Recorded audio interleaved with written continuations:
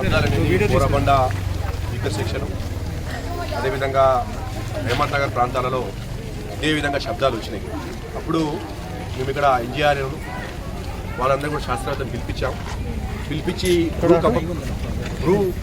వచ్చే శబ్దాలు ఎందుకు వస్తున్నాయని అడిగాము.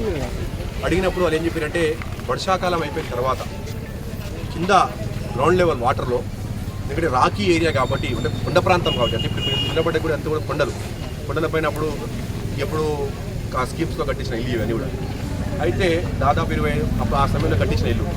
అయితే నీళ్లు కిందగా వచ్చినప్పుడు, నీళ్ళు ఒక దగ్గర నుంచి మరో దగ్గరికి పోతున్నప్పుడు, అంటే కింద భూప్రాంతం నుంచి కదులుతున్నప్పుడు శబ్దాలు అనేది ఏర్పడతాయి.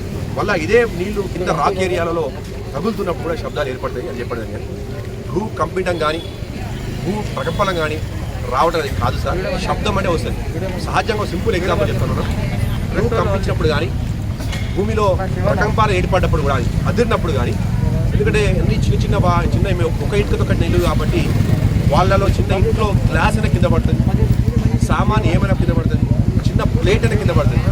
ఇప్పుడు దాదాపు Saibaba Nagar, site 3, site 4, site 5, Srikrishna మొత్తం, అంబేద్కర్ నగరు, భారత్ నగర్ అన్ని ఏరియా తిరుగుకుంటూ వచ్చాను. ఈయన పర్సనల్ ఈయన తిరుగుకుంటే ఇంటింటికి పోయి మాట్లాడి వచ్చాను.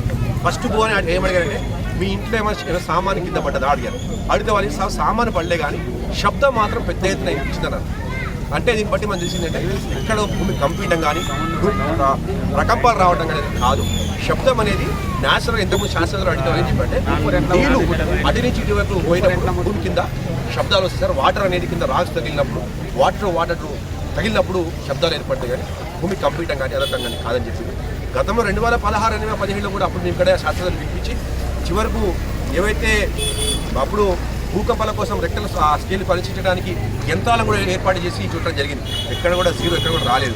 ఇక్కడ ఉన్నటువంటి స్థానికులు మాత్రము చాలా ఆందోళన చెందుతున్నాం. మేము పడుకోలేము, ఇక్కడ వచ్చిన సౌండ్స్ వింటే మాకు చాలా భయం వేస్తుంది అని అంటున్నారు స్థానికులందరూ. సో వాళ్ళకి మీరు ఇక్కడ కార్పొరేటర్గా, జిహెచ్ఎంసీ డిప్యూటీ మేయర్గా ఏం భరోసా ఇవ్వదలుచుకున్నారు? ఈ రోజు రాత్రి మరి ఇక్కడ ఎలాంటి టీమ్స్ అందుబాటులో ఉండబోతున్నాయి? ఇప్పుడు మాకు ఇక్కడ ఉన్న పోలీస్ శాఖ, ముఖ్యంగా జూబ్లీ హిల్స్, ఎస్ఆర్ నగర్ పోలీస్ శాఖ కూడా ఆదేశాలు ఇవ్వడం జరిగింది. క్లియర్గా చెప్పాము. దాంతోపాటుగా మా లోకల్ కూడా వార్డ్ కమిటీ, ఏరియా సభ సభ్యులు, స్థానిక టీఆర్ఎస్ నాయకులు, అందరూ కూడా ఇక్కడ ఉన్న వెల్ఫేర్ నాయకులు, ముఖ్యంగా వెల్ఫేర్ నాయకులు అందరూ కూడా తమ బస్తీలలో, తమ కాలనీలలో, తమ గల్లీలలో ఉండి ప్రజలకు ధైర్యం కల్పించాలి, భయప్రాంతాలకు గురి కావాలి. ముఖ్యంగా అపోహలు కల్పించదని ఎవరైతే సోషల్ మీడియాను తప్పుగా ఉపయోగించుకుని అపోహలు కల్పించే ప్రయత్నం చేస్తున్న లాంటి వారికి అందరూ హెచ్చరిస్తున్నాం. తప్పుడు ప్రచారం చేసి ప్రపంకలను వచ్చినాయి, భూమి కంపించింది, అదిరిపోయింది, ఎవడు ఇల్లు పడిపోయారని ప్రపంకాల తప్పుడు ప్రచారం చేస్తే మాత్రం తప్పకుండా ప్రభుత్వం తరఫున కఠినమైన చర్యలు వాళ్ళపైన తీసుకుంటాము. ఎందుకంటే ఎక్కడ లాంటిది ఏం కాలేదు. మొత్తం కూడా ఇక్కడ వాతావరణం కూడా ఎక్కడ కూడా చూసి నేనే పర్సనల్గా ఇల్లు తిరిగి వచ్చాను.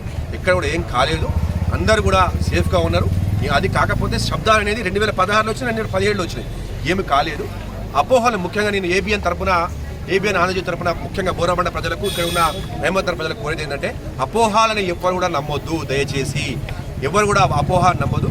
అందరూ కూడా తమ ఇళ్లలో